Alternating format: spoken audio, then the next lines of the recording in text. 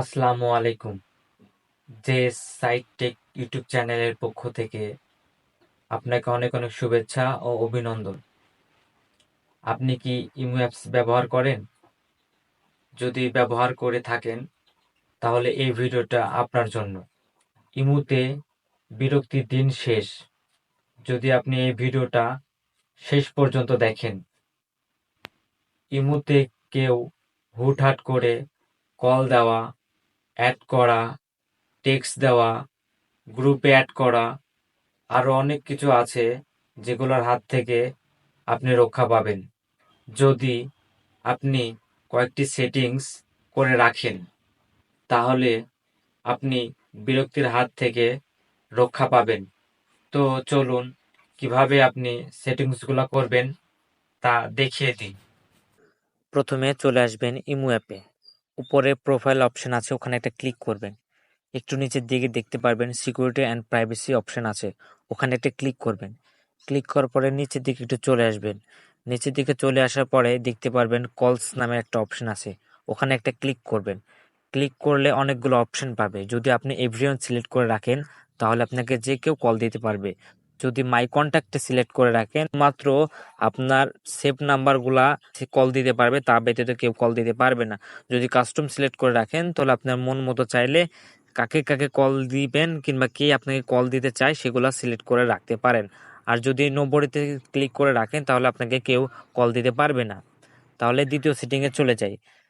দ্বিতীয় সেটিংয়ে যাওয়ার জন্য নিচের দিকে একটু কল করে চলে আসবেন। নিচের দিকে একটু স্ক্রল করে চলে আসার পরে দেখতে পাবেন গ্রুপস নামের একটা অপশন আছে, ওখানে একটা ক্লিক করবেন। ওখানে একটা ক্লিক করার পরে দেখতে পারবেন এভরিওয়ান সিলেক্ট করা আছে। যদি এভরিওয়ান সিলেক্ট করা থাকে তাহলে আপনাকে যে কেউ গ্রুপের মধ্যে অ্যাড দিতে পারবে। যদি মাই কন্ট্যাক্টে করে রাখেন তাহলে যারা যারা আপনার সেভ নাম্বার আছে তারাই আপনাকে গ্রুপে অ্যাড করতে পারবে, তাছাড়া কেউ অ্যাড করতে পারবে না। যদি কাস্টমসে সিলেক্ট করে রাখেন তাহলে আপনি যাদেরকে চান যে তারা আপনাকে গ্রুপে অ্যাড করুক শুধু তারাই দিতে পারবে। আর নোবডি লেখা আছে, ওখানে যদি আপনি ক্লিক করেন তাহলে আপনাকে কেউ আর গ্রুপে অ্যাড করতে পারবে না। তৃতীয় সেটিংসে চলে যাওয়ার জন্য উপরের দিকে চলে আসবেন। উপরের দিকে চলে আসার পরে দেখতে পাবেন চ্যাট অ্যান্ড কল প্রাইভেসি অপশনটা আছে, ওখানে একটা ক্লিক করবেন।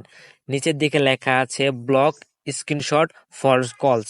যদি আপনি এখানে ক্লিক করেন তাহলে একটা অপশন পাবেন। যদি এই অপশনটা চালু করে দেন তাহলে কথা বলার সময় আপনার কথা কেউ স্ক্রিনশট করতে পারবে না এবং স্ক্রিন ভিডিও করতে পারবে না। এটি একটি গুরুত্বপূর্ণ সেটিংস। যদি আপনার ফোনে এই সেটিংসটা করে রাখেন তাহলে আপনি প্রাইভেসিটা একটু বেশি পাবেন, কেউ আপনাকে হ্যারাসমেন্ট করতে পারবে না। তো চলুন চতুর্থ নাম্বার সেটিংসে চলে যাই। একটু নিচের দিকে চলে আসবেন। একটু নিচের দিকে আসার পরে দেখতে পারবেন online status and last seen, এখানে একটা ক্লিক করবেন। এই অপশনটা হচ্ছে আপনি ইমুতে আছেন, পরে লেখা থাকে অনলাইন। যদি আপনি এটা নোবডি করে রাখেন তাহলে আপনার বুঝতে পারবে না যে আপনি ইমুতে আছেন কি নাই, অনলাইন লেখাটা আর দেখাবে না। পঞ্চম সেটিংসে যাওয়ার জন্য দেখতে পারবেন ইম্পোর্ট স্ট্যাটাস, এখানে একটা ক্লিক করবেন। এখানে একটা ক্লিক করার পরে আপনার নামের নিচে টাইপিং, যখন আপনি অনেক সময় টাইপিং করেন তখন কিন্তু অন্যজনের কাছে চলে যায় যে আপনি টাইপিং করতেছেন। এখান থেকে যদি আপনি নোবডি সিলেক্ট করে রাখেন তাহলে আপনি টাইপিং করছেন সে বুঝতে পারবে না। চলুন চলে যাই 6 নাম্বার সেটিংসে।